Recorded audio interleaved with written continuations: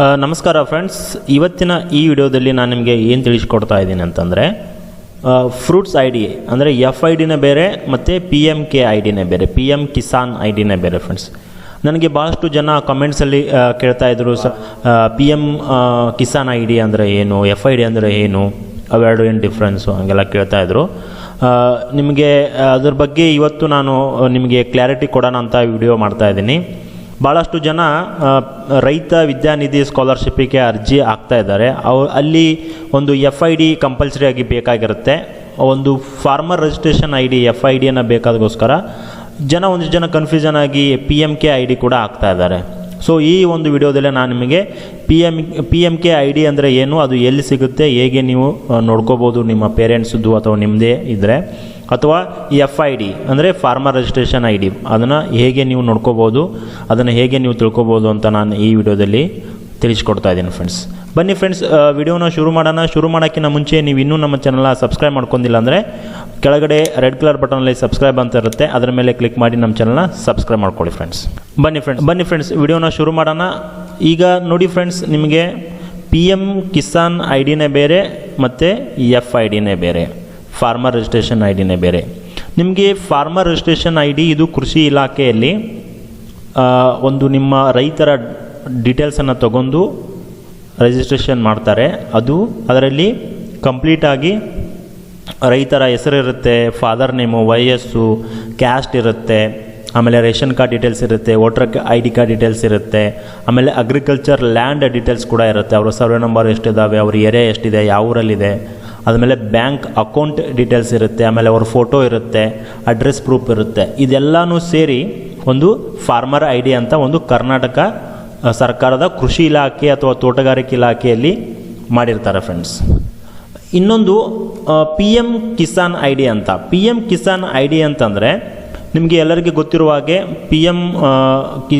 P M Kisan Samman Nidhi ಯೋಜನೆ ಅಂತ ಒಂದು ಸೆಂಟ್ರಲ್ ಗೌರ್ಮೆಂಟ್ದು ಯೋಜನೆ ಇದೆ. ಅಲ್ಲಿ 2,000 ರೂಪಾಯಿ ಅಕೌಂಟಿಗೆ ಹಾಕ್ತಾರೆ. ಅಲ್ಲಿ ಬರೋದು P M Kisan I D ಅಂತ. ಇದು ಓನ್ಲಿ ಎಫ್ ಐ ಡಿ. ನಿಮಗೆ ರೈತ ವಿದ್ಯಾನಿಧಿ ಯೋಜನೆಗೆ ಸ್ಕಾಲರ್ಶಿಪ್ಪಿಗೆ ಅರ್ಜಿ ಹಾಕಬೇಕಾದ್ರೆ ನಿಮಗೆ P M Kisan I D ಬೇಕಾಗೋದಿಲ್ಲ, ಎಫ್ ಐ ಡಿ ಬೇಕಾಗುತ್ತೆ, ಫಾರ್ಮರ್ ರಿಜಿಸ್ಟ್ರೇಷನ್ ಐ ಡಿ ಬೇಕಾಗುತ್ತೆ. ಅದು ಹೇಗೆ ತಿಳ್ಕೋಬೇಕು ಅಂತಂದರೆ, ಫಸ್ಟು ನೀವು ಈ ಒಂದು ಲಿಂಕ್ ನಾನು ಡಿಸ್ಕ್ರಿಪ್ಷನ್ ಬಾಕ್ಸಲ್ಲಿ ಕೊಟ್ಟಿರ್ತೀನಿ, ಅಲ್ಲಿ ಹೋಗಿ ನೀವು ಓಪನ್ ಮಾಡಿ, ಆಮೇಲೆ ಸರ್ಚ್ ಅನ್ನೋ ಬಟನ್ ಮೇಲೆ ಹೋಗ್ರಿ. ಇಲ್ಲಿ ನಿಮಗೆ ಸುಮಾರು ಆಪ್ಷನ್ ಬರುತ್ತೆ. ರಿಜಿಸ್ಟ್ರೇಷನ್ ನಂಬರಿಂದ ನಿಮ್ಮ ಹತ್ರ ಆಧಾರ್ ಕಾರ್ಡ್ ಸಂಖ್ಯೆ ಇದ್ದರೆ ಆಧಾರ್ ಕಾರ್ಡ್ ನಂಬರ್ ಹಾಕಿ ಅದನ್ನು ನೀವು ಚೆಕ್ ಮಾಡ್ಕೋಬೋದು. ಅದಾದಮೇಲೆ ನಿಮ್ಮ ಹತ್ರ ಲ್ಯಾಂಡ್ ಡೀಟೇಲ್ಸ್ ಇದ್ದರೆ ನೀವು ನಿಮ್ಮ ಯಾವ ಡಿಸ್ಟಿಕಲ್ಲಿ ನಿಮ್ಮ ಲ್ಯಾಂಡ್ ಬರುತ್ತೆ, ಡಿಸ್ಟಿಕ್ಕು, ತಾಲೂಕು, ಹೋಬಳಿ, ಆಮೇಲೆ ಸರ್ವೆ ನಂಬರು ಎಲ್ಲ ಹಾಕಿ ನೀವು ಚೆಕ್ ಮಾಡಿದ್ರೆ ನಿಮ್ಮ ಎಫ್ ಐ ಡಿ ಬರುತ್ತೆ. ನಿಮ್ಮ ಹತ್ರ ಅದು ಇಲ್ಲ, ನಿಮ್ಮ ಹತ್ರ ಜಸ್ಟ್ ನೇಮ್ ಇದೆ, ನೇಮ್ ಮೇಲೂ ಕ್ಲಿಕ್ ಮಾಡ್ಬೋದು. ಆವಾಗ ನಿಮ್ಮ ಒಂದು ಡಿಸ್ಟಿಕನ್ನು ಕೇಳುತ್ತೆ, ನಿಮ್ಮ ಡಿಸ್ಟಿಕನ್ನು ಹಾಕಬೇಕು. ಅದಾದಮೇಲೆ ನಿಮ್ಮ ತಾಲೂಕನ್ನು ಕೇಳುತ್ತೆ, ಆ ತಾಲೂಕನ್ನು ಹಾಕಬೇಕಾಗುತ್ತೆ. ತಾಲೂಕು ಹಾಕ್ಮೇಲೆ ನಿಮ್ಮ ಹೋಬಳಿ ಬರುತ್ತೆ, ಹೋಬಳಿನ ಹಾಕಬೇಕಾಗುತ್ತೆ. ಹೋಬಳಿ ಬಂದಮೇಲೆ ನಿಮ್ಮ ವಿಲೇಜ್ ಬರುತ್ತೆ, ವಿಲೇಜ್ ಕೂಡ ನೀವು ಹಾಕಬೇಕಾಗತ್ತೆ.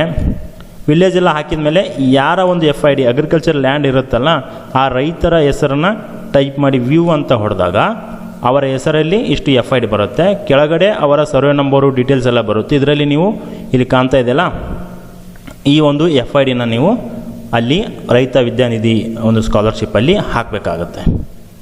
ಸೊ ಇದ್ರ ಜೊತೆಗೆ ನಾನು ಇನ್ನೊಂದು ನಿಮಗೆ ತಿಳಿಸ್ಕೊಡ್ತಾ ಇದ್ದೀನಿ. ಏನಂತಂದರೆ P M Kisan I D, ಇದು ಕೂಡ ನಿಮಗೆ ಫ್ಯೂಚರಲ್ಲಿ ಹೆಲ್ಪ್ ಆಗ್ಬೋದು. ಸೊ ಈ ಒಂದು ಹೇಗೆ ನೀವು ನಿಮ್ಮ ಒಂದು ಪಿ ಎಮ್ ಕಿಸಾನ್ ರೈತರ ಪಟ್ಟಿಯಲ್ಲಿ ಪಿ ಎಮ್ ಕಿಸಾನ್ ಐ ಡಿಯನ್ನು ಕೂಡ ಹೆಂಗೆ ತಿಳ್ಕೊಬೋದು ಅಂತ ವಿಡಿಯೋ ಇದು ನಾನು ನಿಮಗೆ ತಿಳಿಸ್ಕೊಡ್ತೀನಿ. ನೀವು ಈ ಒಂದು ವೆಬ್ಸೈಟ್ ಲಿಂಕು ಕೂಡ ನಾನು ಡಿಸ್ಕ್ರಿಪ್ಷನ್ ಬಾಕ್ಸಲ್ಲಿ ಕೊಟ್ಟಿರ್ತೀನಿ, ಅದರ ಮೇಲೆ ಕ್ಲಿಕ್ ಮಾಡಿ ನೀವು ಇಲ್ಲಿ ಬರ್ಬೋದು. ಬಂದಾದಮೇಲೆ ಇಲ್ಲಿ ನಿಮ್ಮ ಡಿಸ್ಟಿಕನ್ನು ಸೆಲೆಕ್ಟ್ ಮಾಡ್ಕೊಳ್ಳಿ. ಸೇಮ್ ಆವಾಗಲೇ ಇತ್ತಲ್ಲ ಅದೇ ಥರನೇ ನಿಮ್ಮ ಡಿಸ್ಟಿಕನ್ನು ಸೆಲೆಕ್ಟ್ ಮಾಡ್ಕೊಳ್ಳಿ. ಅದಾದಮೇಲೆ ನಿಮ್ಮ ತಾಲೂಕನ್ನು ಸೆಲೆಕ್ಟ್ ಮಾಡ್ಕೊಳ್ಳಿ. ನಿಮ್ಮ ತಾಲೂಕು ಸೆಲೆಕ್ಟ್ ಆದಮೇಲೆ ನಿಮ್ಮ ಹೋಬಳಿನ ಸೆಲೆಕ್ಟ್ ಮಾಡ್ಕೊಳ್ಳಿ. ನಿಮ್ಮ ಹೋಬಳಿ ಸೆಲೆಕ್ಟ್ ಆದಮೇಲೆ ನಿಮ್ಮ ಗ್ರಾಮ, ನಿಮ್ಮ ಯಾವ ಗ್ರಾಮ ಇರುತ್ತೆ ಆ ಗ್ರಾಮ ಸೆಲೆಕ್ಟ್ ಮಾಡಿ ವೀಕ್ಷಿಸಿ ಮೇಲೆ ಕ್ಲಿಕ್ ಮಾಡಿ. ವೀಕ್ಷಿಸಿ ಮೇಲೆ ಕ್ಲಿಕ್ ಮಾಡಿದಾಗ ನಿಮ್ಮ ಗ್ರಾಮದಲ್ಲಿ ಎಷ್ಟು ಜನ P M K I D ಇರುತ್ತೆ ಅವರೆಲ್ಲ ಬರ್ತಾರೆ. ನೀವು ಕಂಟ್ರೋಲ್ ಎಫ್ ಹಿಡಿದು ನಿಮ್ಮ ನೇಮನ್ನು, ನಿಮ್ಮ ರೈತರ ಹೆಸರನ್ನು ಚೆಕ್ ಮಾಡಿದಾಗ ಅವರ ಒಂದು ಇಲ್ಲಿ ಹೆಸರು ನೀವು ಆ್ಯಸ್ ಪರ್ ಆಧಾರ್ ಕಾರ್ಡ್ ಪ್ರಕಾರನೇ ಟೈಪ್ ಮಾಡಬೇಕಾಗತ್ತೆ. ನೀವು ಸ್ವಲ್ಪ ಏನಾದರೂ ತಪ್ಪು ಮಾಡಿದರೆ ನಿಮಗೆ ತಪ್ಪಾಗೋ ಚಾನ್ಸಸ್ ಇರುತ್ತೆ ಫ್ರೆಂಡ್ಸ್. ಸೊ ಅದಕ್ಕೋಸ್ಕರ ನೀವು ಆಧಾರ್ ಕಾರ್ಡ್ ಹೇಗಿರುತ್ತೆ ಅದೇ ಥರನೇ ಟೈಪ್ ಮಾಡಬೇಕಾಗತ್ತೆ. ಸೊ ಈ ಥರ ನೀವು ನಿಮ್ಮ ಒಂದು PMK ID ಕೂಡ ತಿಳ್ಕೊಬೋದು ಫ್ರೆಂಡ್ಸ್. ಸೊ ಇನ್ನೊಂದು ಹೇಳ್ತೀನಿ ನಿಮಗೆ, PMK IDನೇ ಬೇರೆ, FIDನೇ ಬೇರೆ. ನೋಡ್ತಾ ಇದ್ದೀರಲ್ಲ, FIDನೇ ಬೇರೆ. ನಿಮಗೆ ರೈತ ವಿದ್ಯಾನಿಧಿ ಸ್ಕಾಲರ್ಶಿಪ್ಗೆ FID ಬೇಕಾಗುತ್ತೆ, PMK ID ಹಾಕಬೇಡಿ. ಜಸ್ಟ್ ನಾನು ನಿಮಗೆ ಇನ್ಫಾರ್ಮೇಷನ್ ಸಲುವಾಗಿ ಈ ಒಂದು PMK ID ಹೇಗೆ ತಿಳ್ಕೊಬೋದು ಅಂತ ನಾನು ತಿಳಿಸ್ಕೊಟ್ಟಿದ್ದೀನಿ ಫ್ರೆಂಡ್ಸ್. ಸೊ ನೋಡಿದ್ರಲ್ಲ ಫ್ರೆಂಡ್ಸ್, ಈ ವಿಡಿಯೋ ಇಷ್ಟ ಆಗಿದರೆ ಒಂದು ಲೈಕ್ ಮಾಡಿ. ಹಾಗೆ ಇನ್ನೂ ನಮ್ಮ ಚಾನಲ್ ಸಬ್ಸ್ಕ್ರೈಬ್ ಮಾಡ್ಕೊಂಡಿಲ್ಲ ಅಂದರೆ ದಯವಿಟ್ಟು ನಮ್ಮ ಚಾನಲ್ನ ಸಬ್ಸ್ಕ್ರೈಬ್ ಮಾಡ್ಕೊಳ್ಳಿ.